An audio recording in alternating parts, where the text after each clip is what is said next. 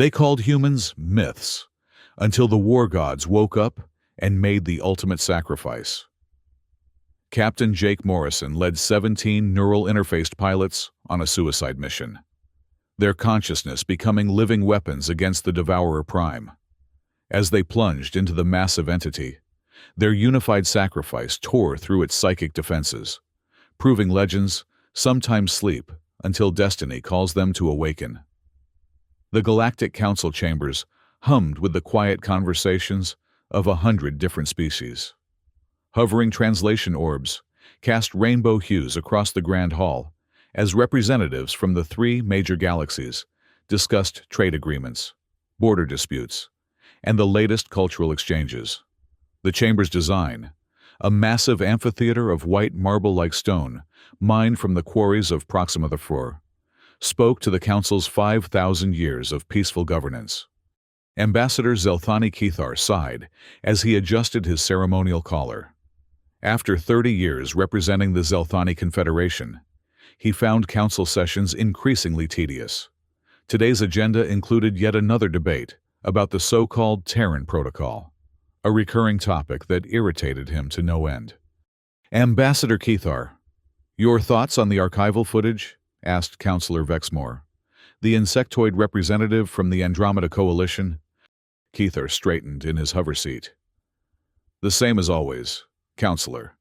These Terran tales are nothing more than elaborate myths, cautionary stories passed down to maintain military funding." He gestured dismissively with one of his forearms. "Supposedly godlike warriors who sacrifice themselves to save the galaxies. Perfect propaganda. There's no concrete evidence humans ever existed." The chamber's central hologram displayed ancient footage, grainy images of bipedal beings operating primitive spacecraft. The timestamp indicated it was over 3 millennia old. "The archaeological evidence," began Vexmore. "Misinterpreted artifacts," Kethar interrupted. "Every generation, someone discovers an old bunker or derelict station and claims it's Terran. It's always debunked." Counselor Jill Terra, a luminescent being from the water worlds of the Triangulum Galaxy, floated forward. "Yet the warnings persist across all our civilizations. The emergency protocols remain in place." "Wasteful traditions," Kethar replied. 3,000 years of peace have proven these myths unnecessary." The council adjourned shortly after, with Kethar returning to his quarters. He gazed out at the spectacular view of the galactic arm. Thousands of inhabited systems visible as pinpricks of light. Humanity, if it had ever existed, had disappeared long ago. The galaxies had moved on, evolved, created a lasting peace. Yet, that night, as he drifted to sleep, Kethar felt an inexplicable unease, as if the stars themselves were holding their breath. Dr. Helen Ross wiped sweat from her brow as she carefully extracted the ancient device from the excavation site. Delta 7 was a small research outpost on the Outer Rim, rarely visited by anyone except supply ships and the occasional academic. The barren moon had initially seemed unremarkable, until ground-penetrating scans revealed vast chambers deep beneath the surface. "Careful with that," her colleague Thomas warned. "Those markings match the artifacts we found in Sector 4. Helen nodded, examining the cylindrical object. Unlike most ancient technology they discovered, this piece seemed remarkably well preserved. Strange symbols adorned its surface, some resembling the theoretical Terran script from archaeological textbooks. "The preservation is incredible," she murmured, almost as if it was meant to be found. The device was approximately 30 centimeters long, with a complex interface at one end. Helen's fingers traced the symbols, feeling slight indentations that might be activation mechanisms. "Should we take it back to the lab?" Thomas asked, already packing up their other findings. Helen hesitated. "Let me just see if there's any power signature first." She activated her scanner, running it over the cylinder. "That's odd. There's a faint energy reading, but it's unlike anything I've seen before. Almost as if..." The device suddenly hummed to life in her hands, its surface illuminating with a soft blue glow. Before either researcher could react, a holographic display erupted from the cylinder, filling the chamber with light. "What did you do?" Thomas gasped. "Nothing, I just—" Helen froze as the hologram coalesced into a message. The language was unfamiliar, yet somehow, she understood perfectly. "Emergency Protocol Alpha initiated. Terran Defense Network activating. Stand by for verification." A thin beam of light shot from the device, scanning Helen from head to toe. She remained motionless, heart pounding. "Genetic verification complete. Human DNA detected. Beginning full network activation." The device pulsed once, twice, then released a concentrated beam that shot upward, penetrating the rock ceiling as if it were air. A moment later, the ground beneath them shuddered. "We need to get out of here," Thomas said, already scrambling toward the exit. Helen clutched the device, now dormant again. "Wait, we need to document this." But Thomas was already gone, and the rumbling intensified. With no choice, Helen tucked the cylinder into her pack and raced after him, emerging from the excavation just as the ground began to split open. From their vantage point on a nearby ridge, they watched in awe as a massive structure emerged from beneath the moon's surface. Metal panels shifted and locked into place, revealing what could only be described as a communications array. It pointed skyward, silent for a moment, before emitting a powerful pulse that lit up the dark side of the moon. "What have we done?" Helen whispered. The pulse rippled outward, invisible to the naked eye, but detectable on every frequency. It traversed the void of space at impossible speeds, carrying with it a simple message, a distress call, 3,000 years in the making. Across the galaxies, dormant systems stirred to life. Sam Clark wiped his brow as he guided the harvester across his fields. New Montana had been colonized by agricultural corporations nearly 500 years ago, its rich soil and temperate climate ideal for grain production. For 15 generations, the Clark family had worked the same 1,000 acres, rarely concerned with galactic politics or distant conflicts. "Sam," his wife Maria's voice crackled over the comm. "You need to come back to the house. Something's happening in the south field." He frowned, glancing toward their homestead. "What kind of something?" "Just come quick." Sam redirected the harvester, instructing it to return to the barn autonomously. As he approached the house, he spotted Maria standing at the edge of their property, staring at the distant tree line. "What's going on?" he asked, joining her. Maria pointed silently. The ground in the south field was moving. No, not just moving, rising. A massive rectangular section of earth was slowly elevating, dirt and rocks cascading down its sides to reveal a metallic structure underneath. "What in the seven hells is that?" Sam muttered. "It started about 10 minutes ago," Maria replied. Her voice hushed. "First there was a sound, like a deep hum. Then the ground just opened up." They watched as the structure continued to rise, eventually stopping at approximately 30 meters tall. It was clearly artificial, a massive bunker of some kind, covered in unfamiliar markings. A seam appeared down its center, then slowly widened as massive doors began to part. "Should we call the planetary authorities?" Maria asked. Before Sam could respond, a beam of light shot from the opening, engulfing them both. Sam tried to move, to push Maria away, but found himself frozen in place. The light pulsed, seeming to scan them from head to toe. "Genetic verification complete," announced a voice from nowhere. "Terran lineage confirmed. Initiating knowledge transfer." The light intensified, and Sam gasped as information flooded his mind. History, technology, combat training, starship operations. Knowledge no farmer should possess.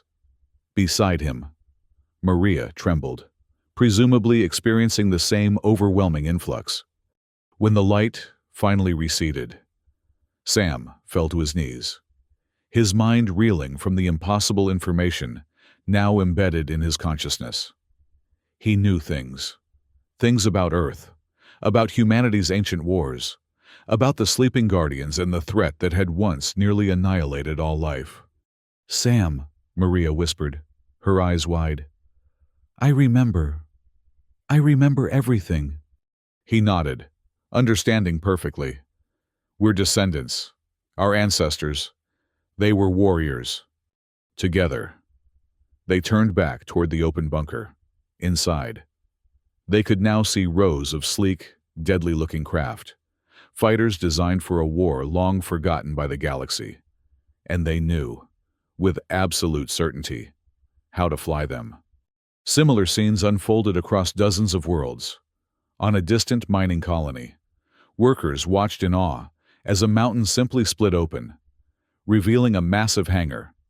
On peaceful garden worlds, tranquil lakes drained to expose hidden bases. In the void of space, derelict stations suddenly hummed with renewed power. The Terran Defense Network was awakening. Admiral Karen Stone opened her eyes for the first time in 3,000 years.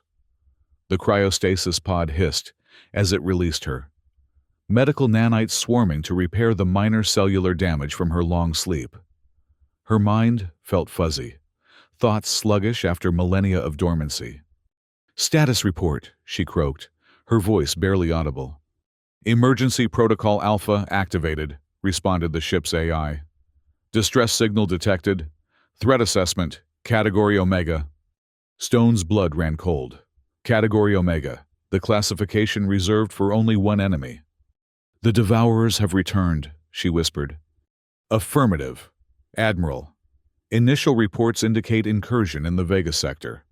The Galactic Council has no defensive capabilities sufficient to counter the threat." Stone nodded, memories flooding back as the stasis drugs cleared from her system. The final war, the desperate last stand. The decision to hide humanity's survivors and most powerful weapons in secret bunkers throughout the galaxies. A final failsafe should the enemy ever return. "Wake the others," she ordered, rising shakily from the pod. "Activate all sleeper agents and initiate the Terran Protocol." Throughout the massive underground base, thousands of cryopods began the revival process. Stone made her way to the command center, muscle memory guiding her through corridors untouched by time. The facility had been built to last eternity, if necessary, powered by micro-singularities that would burn for millions of years. Colonel Frank Murphy was already at the central console when she arrived, looking as disoriented as she felt. "Admiral," he acknowledged, "never thought we'd actually wake up." "Nor I," Stone admitted. "Status of the fleet?" Murphy gestured to the holographic display. "Awakening across all sectors. We have approximately 300 capital ships and 2,000 fighters coming online. Humanity's descendants are being activated as we speak. The genetic imprinting is functioning as designed." Stone studied the display, noting the position of the Devourer incursion relative to their hidden bases. "They don't know we're here yet. That gives us the element of surprise." "The current galactic powers have no concept of what they're facing," Murphy added. "According to intelligence gathered during our sleep cycle, humans have become mythological figures, war gods who sacrifice themselves to bring peace." A grim smile touched Stone's lips. "Then let's live up to the legend." Ambassador Keither had never moved so quickly in his life. The emergency council session had been called with the highest priority alert, something that hadn't happened in over 5 centuries. "What do you mean, unknown entities?" he demanded as he rushed into the chamber. "Our scanning technology can identify any known species." Counselor Jill Tara's luminescence had dimmed with stress. "These aren't in any database. They appeared at the edge of the Vega sector 6 hours ago. Massive organic mechanical hybrids. They've already consumed 3 outposts." The central hologram displayed grainy footage of the attackers, writhing masses of darkness that seemed to absorb light itself, punctuated by metallic structures that might have been weapons or sensory organs. They moved with horrifying purpose, enveloping stations and ships alike. "Casualties?" Keithar asked. "Total," replied Vexmore grimly. They don't leave survivors. They appear to consume organic matter and integrate technological components into themselves. Keithar felt his blood run cold. The defense fleet? Dispatched. But initial reports are concerning. Our weapons seem to have minimal effect. As if on cue, a communication officer burst into the chamber. Counselors, we've lost contact with the defense fleet. Last transmission indicates complete annihilation. The council erupted in panic, representatives shouting over one another as fear took hold. Keithar found himself strangely calm, a terrible realization dawning. The Terran Protocol, he murmured. Then louder. Access the ancient archives. Search for any reference to creatures matching this description. His aide rushed to comply, fingers flying over the console. Moments later, the hologram shifted to display ancient text and images, records so old they had been relegated to myth and legend. The Devourers, the aide read, a hostile entity encountered by humans over 3 millennia ago. The chamber fell silent. According to this, the aide continued, the Terran forces sacrificed themselves to drive the Devourers back to the void between galaxies. They established the Terran Protocol as a contingency should the enemy ever return. Keithar stared at the ancient images, perfect matches for the creatures currently invading their space. So the legends were true. Humans were real. Ambassador, his aide interrupted, voice quavering. We're receiving thousands of transmissions from across the 3 galaxies. Dormant facilities are activating. Ships of unknown design are launching. They're identifying themselves as the Terran Defense Network. Before Keithar could respond, the chamber's communication array activated, displaying the image of a female human in a formal military uniform. This is Admiral Karen Stone of the Terran Defense Forces, she announced, her voice resonating with authority. The Galactic Council is hereby advised that we are assuming operational control of all military assets in response to the Devourer incursion. This is not a negotiation.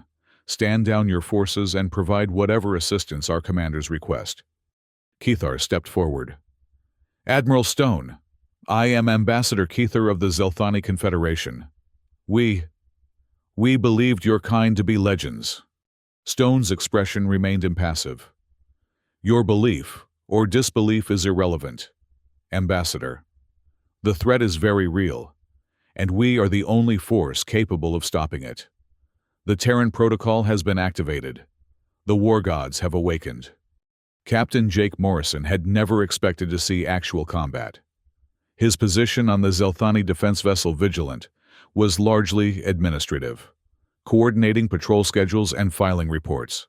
20 years of service. And the most exciting thing he'd encountered was a group of smugglers who surrendered immediately when confronted.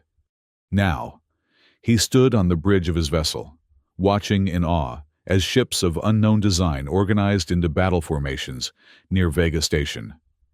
They were sleek, predatory vessels that radiated menace, clearly built for warfare in a way the Zelthani ships were not. The Council had maintained peacekeeping forces, but true warships had been unnecessary for millennia. Captain, we're being hailed, his communications officer reported. On screen, Morrison ordered. The view screen displayed a human male in a uniform similar to those seen in ancient records. Captain Jake Morrison, I'm Colonel Murphy, Terran Defense Forces. Your vessel has been temporarily assigned to the 7th Tactical Group under my command. Morrison bristled slightly at the presumption. With respect, Colonel, the Vigilant is a sovereign vessel of the Zelthani Confederation. We haven't received orders. Check your channels. Captain. Murphy interrupted. Full authorization was granted by your government 4 minutes ago. We don't have time for bureaucracy. The Devourers will reach this station in less than 2 hours. Morrison nodded to his communications officer, who confirmed the orders with a surprised expression. What exactly are we facing, Colonel? Morrison asked. Murphy's expression darkened. An enemy unlike any you've encountered. The Devourers consume everything in their path. Organic matter, Technology, energy. They learn, adapt, and evolve with each encounter. Conventional weapons have minimal effect. Then, how do we fight them? Your vessel has been equipped with Terran weapon modules. They're being installed as we speak. My tactical officer is transferring combat protocols to your systems. Morrison glanced at his operations console, seeing unfamiliar schematics appear. These are plasma cannons and gravity bombs. This technology is beyond anything we possess. It's beyond anything the Council possesses, Murphy corrected. Humanity developed these weapons during our last stand. They're effective, but not infallible. The key is coordination and sacrifice. The word hung in the air, heavy with implication. What do you need us to do? Morrison asked finally. Your vessel will serve as a flanking element. Draw their attention while our stellar lance makes the primary strike. Murphy's eyes locked with Morrison's. I won't lie to you, Captain. This is a dangerous position. Some of your crew may not survive. Morrison felt a cold weight settle in his stomach. In 3,000 years of Galactic Council rule, no peacekeeping mission had ever resulted in significant casualties. War, real war, was a concept relegated to historical texts. We'll do our part, Colonel, he said, surprised by the steadiness in his voice. Murphy nodded. Battle briefing in 15 minutes. Morrison, prepare your crew. What they're about to see will change them forever. When the Devourers arrived, they came as a tide of darkness against the stars. The defense fleet held position near Vega Station, a sprawling habitat that housed over 2 million civilians, most of whom were being evacuated through its jump gates. Morrison watched the enemy approach on his tactical display, a writhing mass that defied conventional scanning. They seemed to absorb sensor pings rather than reflect them, appearing as a void in space itself. All hands to battle stations, he ordered. Weapon systems online. Shields at maximum. Colonel Murphy's voice came through the comm. Remember your positions. Do not engage until the signal is given. These creatures sense aggression. We need to control when and where they focus their attention. The Terran vessels held the center formation, massive warships bristling with weapons that glowed with barely contained energy. The Zelthani and other Council vessels formed the outer perimeter, their newly installed Terran weapons humming with unfamiliar power. Signal incoming, reported Morrison's tactical officer. Terran command advises attack commences in 3, 2, 1. The space between the fleets erupted with light as the Terran vessels fired in perfect synchronization. Beams of concentrated plasma carved through the darkness, eliciting inhuman screams that somehow transmitted through the vacuum of space. The Devourers recoiled, then surged forward with terrifying speed. Hold position, Murphy ordered over the comm. Let them commit to the center. Morrison watched as the Devourers enveloped the first line of Terran ships. The vessels disappeared from sensors, one by one, consumed by the darkness. Now, came Murphy's command. Morrison gave the order, and the Vigilance surged forward along with the other perimeter ships. They fired their plasma cannons into the flanks of the Devourer mass, creating visible wounds in the darkness. The enemy writhed, portions of its mass breaking away to address this new threat. Gravity bombs away, Morrison ordered. The weapons launched, detonating within the Devourer mass. Space itself seemed to fold and compress at the points of impact, crushing portions of the enemy into singularities that winked out of existence. For a moment, victory seemed possible. Then Morrison watched in horror as the Devourers adapted before his eyes. Their outer layer developed a reflective quality that scattered the plasma beams. Tendrils extended to intercept the gravity bombs before they could penetrate deeply. They're learning, he breathed. As expected, Murphy replied grimly. Initiate pattern shift alpha. All vessels regroup at coordinates being transmitted. The battle became a deadly dance, the defense fleet constantly changing tactics as the Devourers adapted. Hours passed in a blur of terror and adrenaline. Ships were lost on both sides, But the combined Terran and Council forces managed to hold the line, preventing the enemy from reaching the station. Finally, the last evacuees cleared the jump gates, and Colonel Murphy issued a new command. All vessels clear the engagement zone. Stellar Lance deploying. Morrison ordered his ship to retreat, watching as a massive Terran vessel moved into position. It was unlike the others, less a warship than a weapons platform, with a single enormous cannon comprising most of its mass. "What is that?" he asked over the comm. "A star killer," Murphy replied softly. "Originally designed to collapse small suns, repurposed for this enemy." The weapon charged, gathering energy until it glowed like a newborn star. When it fired, the beam was almost too bright to look at, even through filtered screens. It struck the center of the devourer mass, and for a moment, everything seemed to stop. Then, the darkness exploded outward, fragments of the enemy scattering in all directions. Most disintegrated, but some retained their cohesion, fleeing at impossible speeds. "We've won?" Morrison asked tentatively. "We've survived the first encounter," Murphy corrected. "But this was just a scouting party.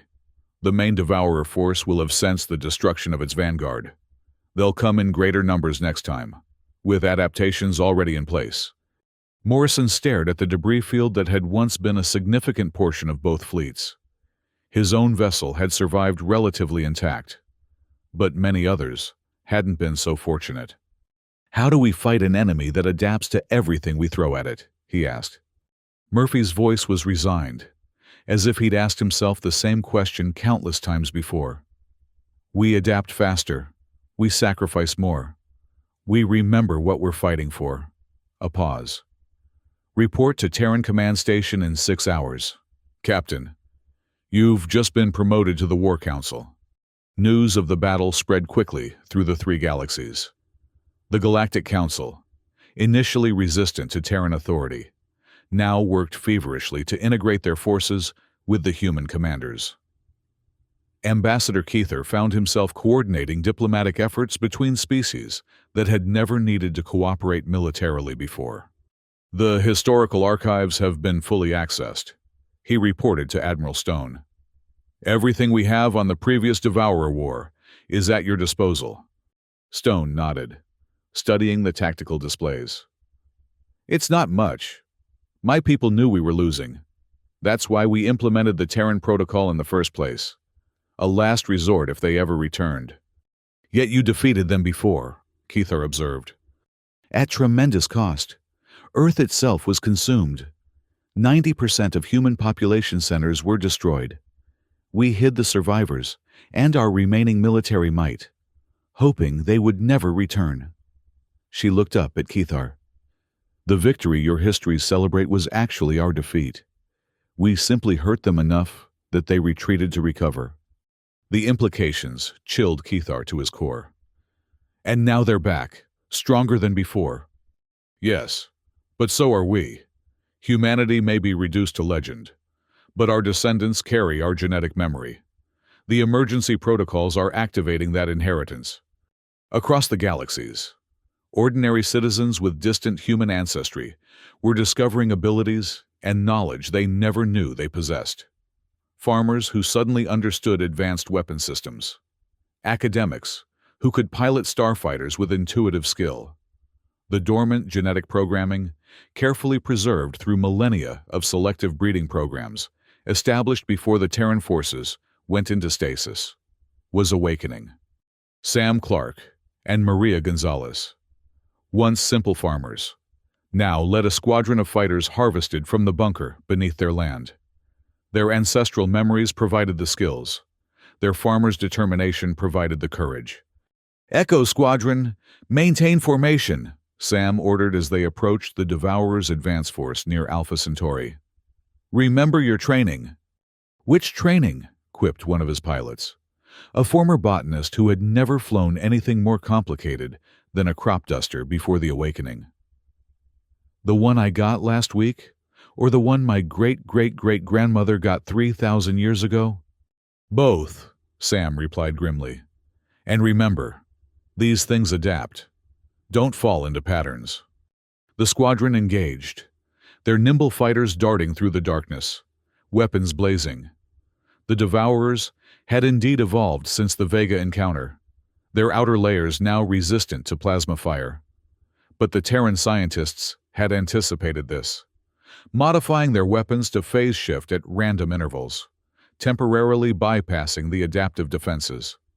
Maria's voice came through the comm as she executed a perfect spiral through a cluster of Devourer tendrils. "They're trying to surround the colony ships. Form up on me." The battle raged for hours, the human pilots pushing themselves beyond normal endurance. When it was over, 3 of their squadron had been lost. But the colony was saved, its population evacuated to safer regions. Sam and Maria returned to their base, exhausted but alive. As they climbed from their fighters, a Terran officer approached. "Command has new orders," he informed them. "You're being reassigned to the Terra Secundus defensive line. Intelligence suggests the Devourers are massing for a major assault there." Maria looked at Sam, fatigue evident in her eyes. "No rest for the war gods, it seems." "We're not gods," Sam replied, thinking of their fallen comrades. "Just farmers who remembered how to fight." The Terran officer shook his head. "To the rest of the galaxy, that distinction is academic.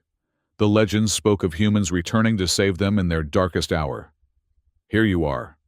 He glanced at a datapad. "Transport leaves in 6 hours.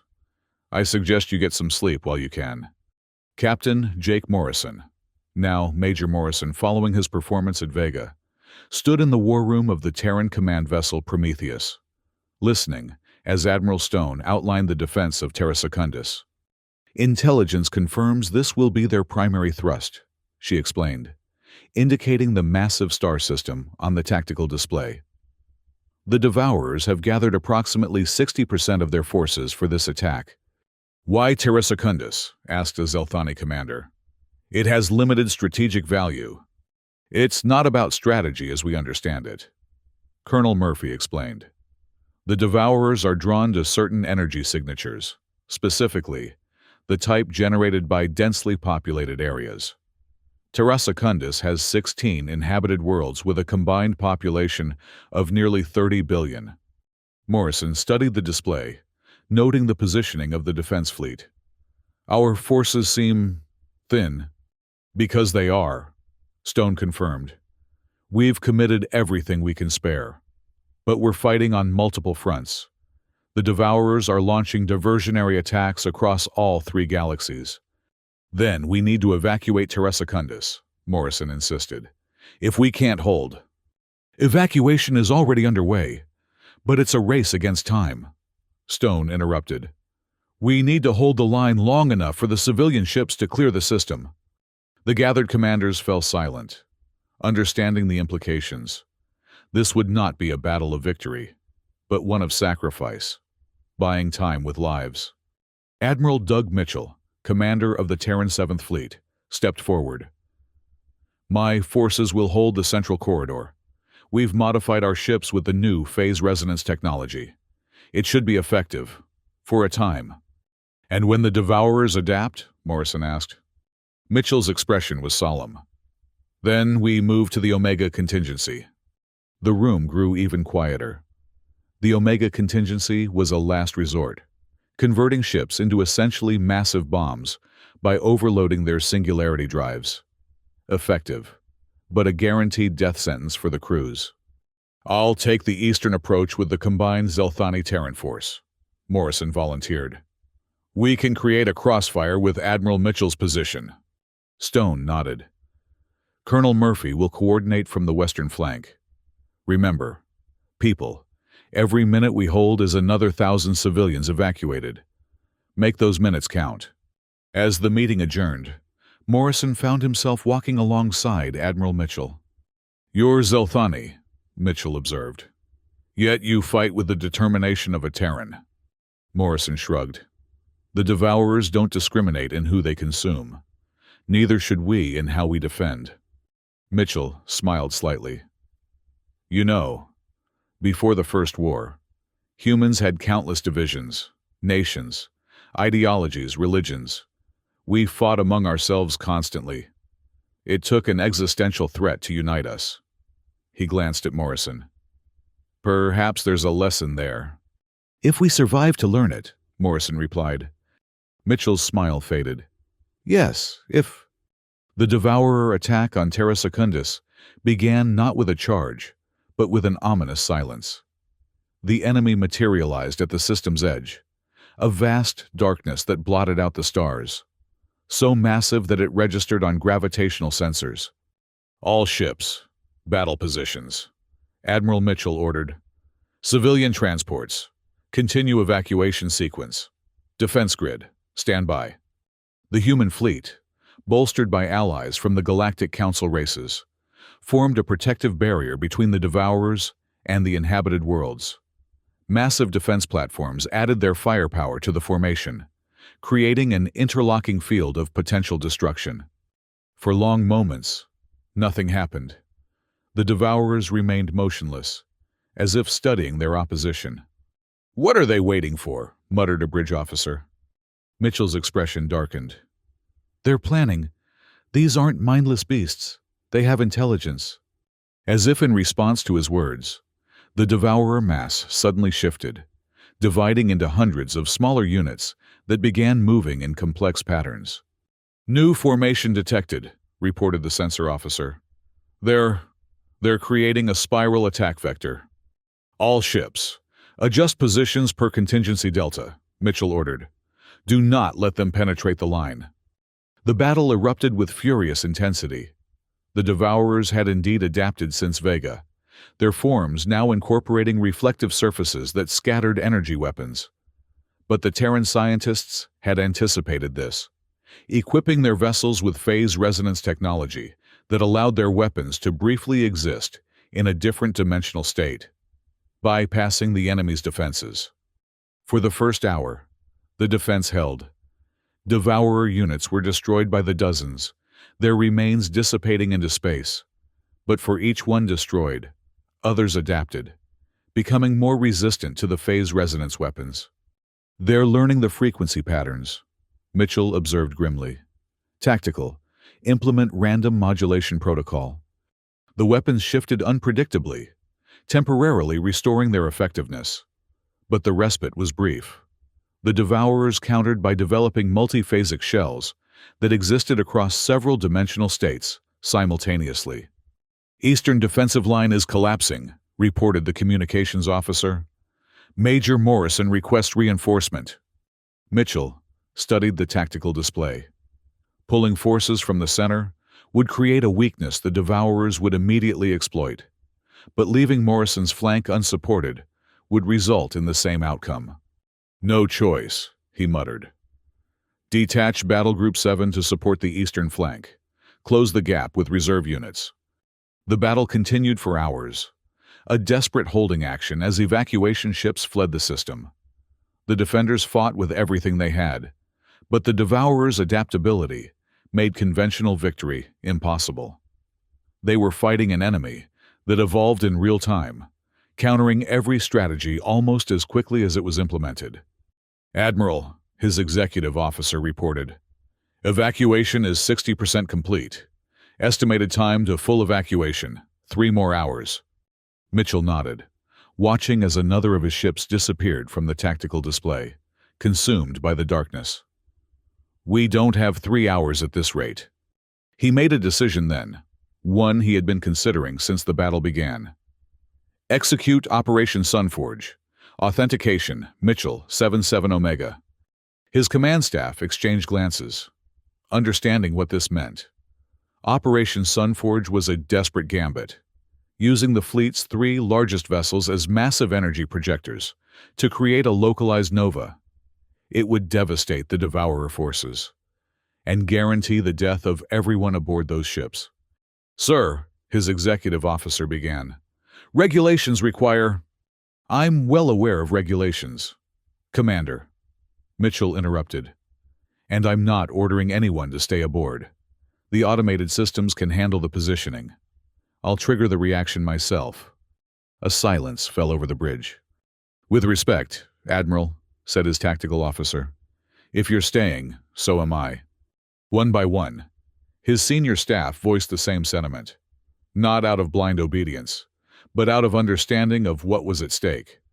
Mitchell felt a surge of pride. Very well. Inform the crews of all 3 vessels.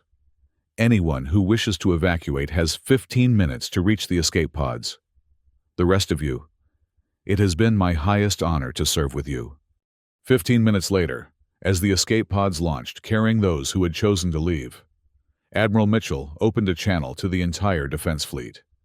All vessels, this is Admiral Mitchell. The Prometheus, Valiant, and Excalibur will execute Operation Sunforge in approximately 5 minutes. All ships withdraw to minimum safe distance per attached coordinates. A pause. It has been a privilege fighting alongside all of you. Ensure our sacrifice is not in vain. Mitchell out. The 3 massive warships moved into position, forming a triangle around the densest concentration of Devourer forces. Their singularity drives began to overload, channeling energy into specialized arrays designed for this one purpose. From his vessel on the eastern flank, Major Morrison watched the maneuver with a growing sense of dread. "They're not going to survive that," he murmured. "No, sir," his tactical officer confirmed. "Radiation levels are already beyond survivable limits on those ships." Morrison opened a private channel to Admiral Mitchell. "Doug, there has to be another way." Mitchell's image appeared, his face already showing signs of radiation poisoning. "There isn't, Jake. You know that. The evacuation needs more time, and we're out of options." He managed a smile. "Besides, isn't this what the legends said? The war gods sacrificing themselves to save the innocent." "You're not gods," Morrison insisted. "You're people, with lives, families. Who will die if we don't do this?" Mitchell interrupted. "My crew chose to stay. Jake, every one of them. Honor that choice by making sure it matters." His image began to break up as radiation interfered with the transmission. 1 minute to initialization. Get your ships clear.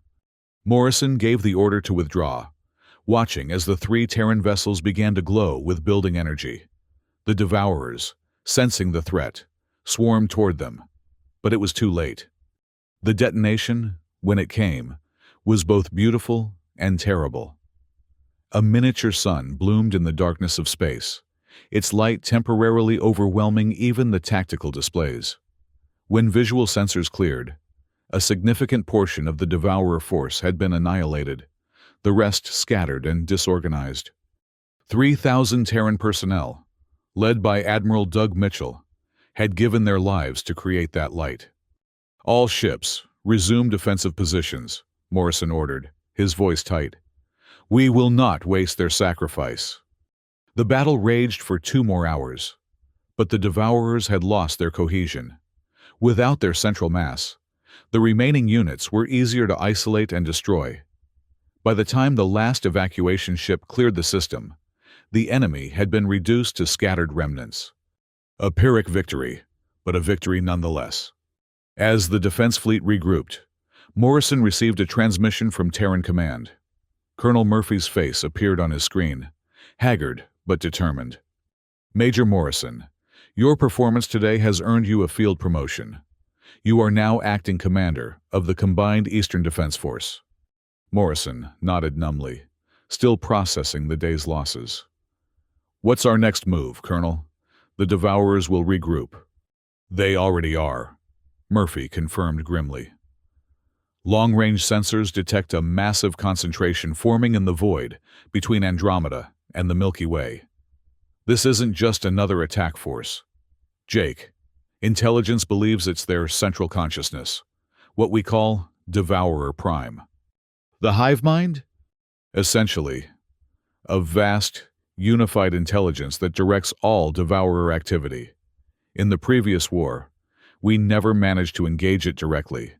It remained hidden, coordinating from a distance. Murphy's expression hardened. But now it's coming personally. It sensed Mitchell's sacrifice. It knows we're serious. So what's the plan? We're calling it the Omega Protocol. Admiral Stone is briefing the War Council in 6 hours. Be there, Commander. Murphy hesitated. And Jake, prepare yourself. What we're considering. It goes beyond sacrifice. The Terran command vessel, Defiance, hummed with activity as the War Council convened. Representatives from all major species stood alongside human commanders, a unified front against the coming storm. Admiral Stone appeared tired, but resolute as she addressed the gathering. The Devourer Prime will reach our defensive perimeter in approximately 72 hours. This entity represents the culmination of all Devourer evolution and adaptation. It has assimilated every defensive measure we've deployed so far. Then how do we fight it? Asked a Triangulum representative. Not with conventional means, Stone admitted. Our scientists have been analyzing the data from all engagements.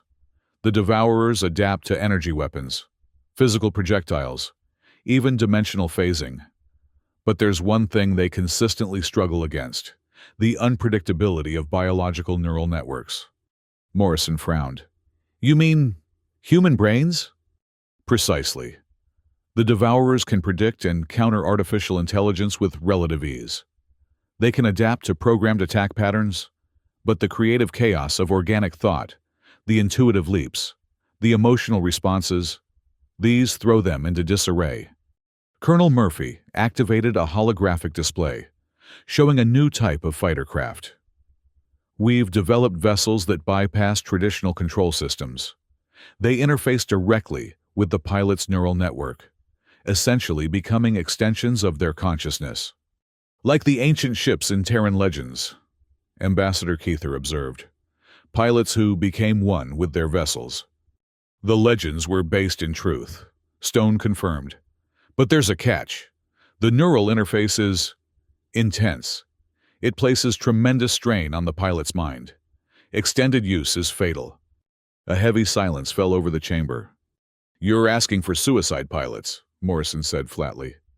I'm asking for volunteers who understand the stakes, Stone corrected. One pilot, fully interfaced, can outmaneuver and outfight dozens of Devourer units. A coordinated attack by a squadron of such pilots might be capable of penetrating Devourer Prime's defenses and striking at its core consciousness. Might be, questioned a Zelthani general.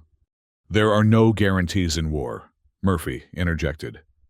But our simulations give this plan the highest probability of success. Morrison studied the schematics of the neural interface fighters. They were beautiful in their deadly simplicity. No extraneous systems. Just pure combat capability directly linked to human thought. I volunteer, he said, surprising himself.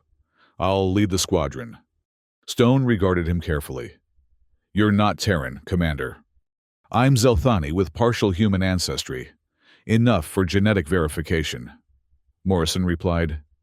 And I've fought the Devourers. I know how they move, how they think. After a moment's consideration, Stone nodded. Very well.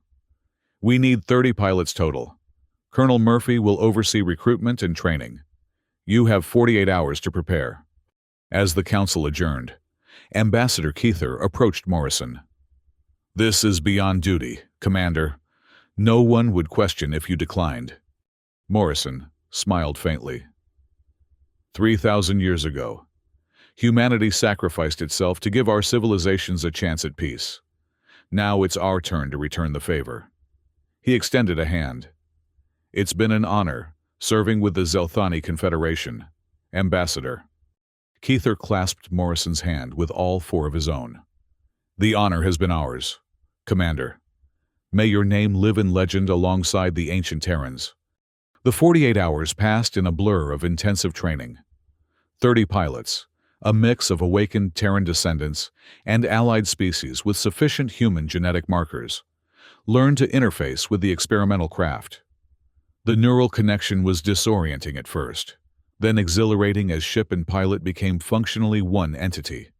Sam Clark and Maria Gonzalez joined the squadron, their farming days feeling like a distant dream. "Never thought I'd die in space," Sam remarked during a rare break in training.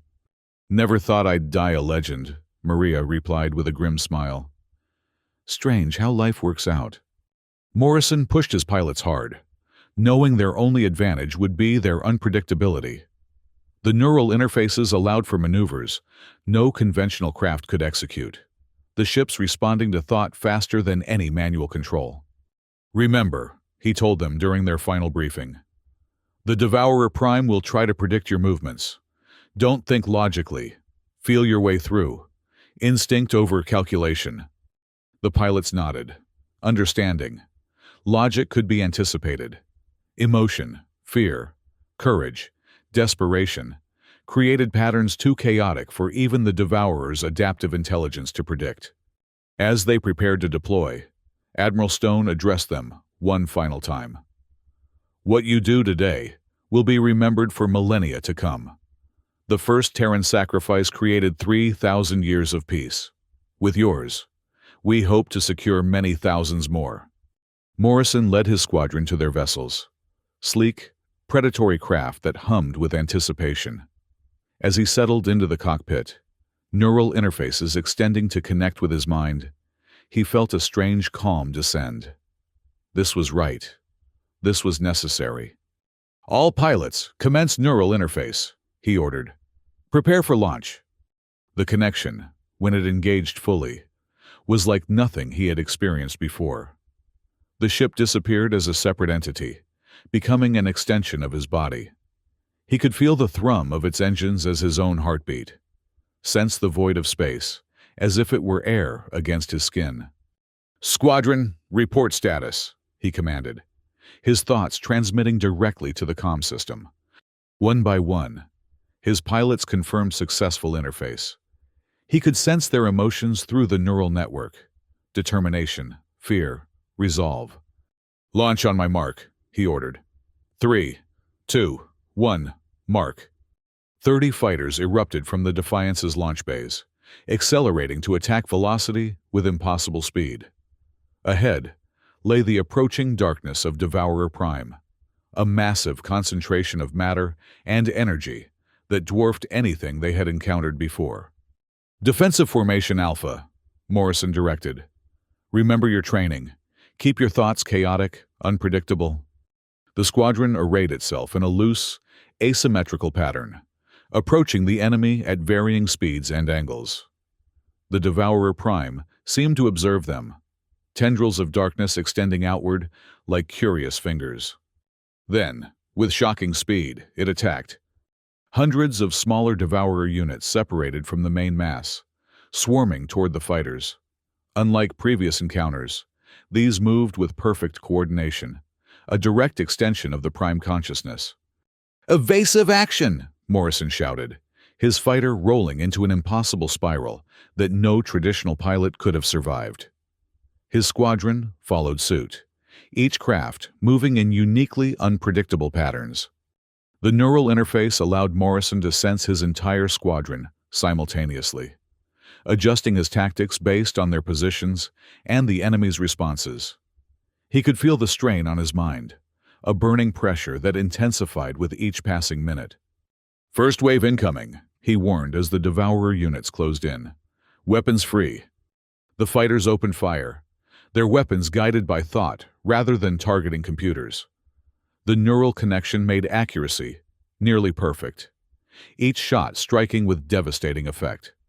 But for every Devourer unit destroyed, the Prime adapted.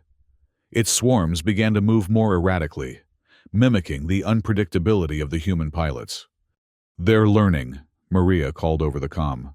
"Adjusting to our patterns." "Then we change the game," Morrison replied. "All pilots, disengage conscious control. Let your instincts drive." It was a desperate tactic, essentially surrendering rational thought to the primal parts of the brain. The effect was immediate. The fighters began moving in ways that defied not just physics, but logic itself, performing maneuvers that would have been impossible to plan or execute consciously. The Devourers faltered, their adaptive algorithms struggling to predict the seemingly random movements. Gaps appeared in their defenses, small, fleeting opportunities. "I see an opening," Sam reported. "Near the southern hemisphere of the main mass." "Confirmed," Morrison responded. "Squadron, form on Clark's position. We're going in." The fighters converged, cutting through the devourer swarms with reckless abandon. Losses mounted. 3 pilots in the first push, then 5 more as they penetrated deeper. Morrison could feel each death resonating through the neural network. Each loss, a physical pain in his own mind. "We're approaching the core," he announced, his voice strained. "Prepare phase bombs." The weapons were their last hope, designed to create a cascading dimensional fracture within the Devourer Prime's central consciousness. If they could deliver them directly to the core, the entity might be destroyed, or at least crippled significantly. "I can't get a clear approach," Maria reported. "The defenses are too thick." Morrison assessed the situation. They were down to 17 fighters, and the Devourer defenses were adapting rapidly. Soon, even their unpredictable movements wouldn't be enough. He made his decision. New plan. All pilots activate Omega Protocol. Authentication. Morrison 90 Omega. There was a moment of stunned silence over the comm. "Jake," Sam began. "That's not—" "It's the only way," Morrison interrupted. "We can't reach the core conventionally. We need to become the weapons. Omega Protocol. The ultimate sacrifice. Overloading their fighters' power cores while maintaining neural interface would create an explosion of both energy and consciousness. The resulting neural energetic cascade would be devastating to the psychically sensitive Devourer Prime. All pilots, set your courses. Different vectors. Maximum unpredictability. We hit it from all sides simultaneously." No one argued. They had all volunteered knowing this might be necessary. "It's been an honor," Maria said softly. "See you in Legend," Sam added. Morrison directed his fighter into a complex, spiraling approach, pushing the neural interface to its limits. The pain was excruciating now, his mind burning with the strain. Behind him, he could sense his squadron doing the same, each pilot choosing a unique approach vector. "Commence core overload on my mark," he ordered. 3, 2, 1, mark. 17 fighters became living missiles, their human pilots guiding them through the Devourer's defenses through sheer force of will. The neural interface transmitted their consciousness directly into their targets as they impacted, creating explosions that transcended physical destruction. The Devourer Prime writhed, its massive form contorting as if in pain. The neural energetic cascade tore through its consciousness, disrupting the adaptive intelligence that had made it so formidable. From the Defiance, Admiral Stone and the combined fleet watched in awe as the massive entity began to fragment, its cohesion failing as the human-guided attacks struck home. "They did it," whispered Kethar. "They actually did it." Stone nodded, eyes fixed on the tactical display. "Launch the second wave. We need to finish this while it's vulnerable." The main fleet surged forward, weapons targeting the now disorganized Devourer mass. Without the Prime consciousness to coordinate them, the individual units fought with diminished effectiveness, falling by the hundreds to the combined firepower of the Allied forces. Hours later, it was over. The Devourer Prime had been reduced to scattered remnants that posed no immediate threat. The few surviving units fled into deep space, pursued by fast attack craft to ensure they couldn't regroup. In the aftermath, as the fleet conducted recovery operations, Ambassador Kethar found Admiral Stone in her ready room, staring at the list of pilots who had sacrificed themselves in the Omega Protocol. 30 pilots, Stone murmured. 30 lives to save trillions. A bargain, by any measure, Kethar observed. Yet the cost feels immeasurable. Stone nodded. It always does.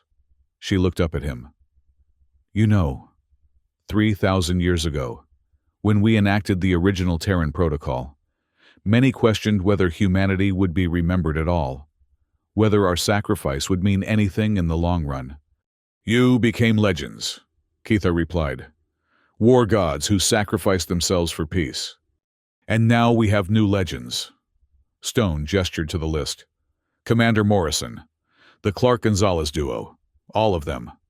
Their names will be remembered," Keithar promised. "In every language, across all 3 galaxies, the war gods who woke up, and those who joined them in their final battle." The galaxy slowly recovered from the Devourer War. The Galactic Council, forever changed by the experience, established a permanent Terran Defense Division, incorporating the awakened human descendants and their allies into a standing force. Children on 1,000 worlds grew up hearing stories of the Omega Squadron and their final, magnificent sacrifice. In schoolrooms and around family hearths, the tale of the war gods was told and retold. How they slept for 3 millennia, awakening only when needed most. On New Montana, where Sam and Maria Clark Gonzalez had once tended fields, a monument stood, a simple stone obelisk inscribed with the names of all 30 pilots. Each spring, when the crops began to sprout, the local children would place wildflowers at its base, continuing a tradition whose origins would eventually be forgotten, but whose meaning remained. Ambassador Keithar, in his final address before retirement, perhaps summarized it best. "We called humans myths until we needed them most. We dismissed their warnings as legends until those legends saved us all. Perhaps there is wisdom in remembering that today's myth might be tomorrow's salvation." Deep within hidden bunkers across the 3 galaxies, the remaining Terran facilities maintained their vigilance. Cryopods held the last of humanity's ancient guardians, sleeping dreamlessly until needed again. Automated systems monitored the void between stars, watching for any sign of the Devourer's return. The war gods slept once more, but their legacy remained, a galaxy united, not by fear, but by the memory of sacrifice. And in that memory lay the promise that should darkness ever return, the Guardians would rise again, joined by new allies who had learned the true meaning of courage. For legends, it seemed, were simply truths waiting for the right moment to awaken.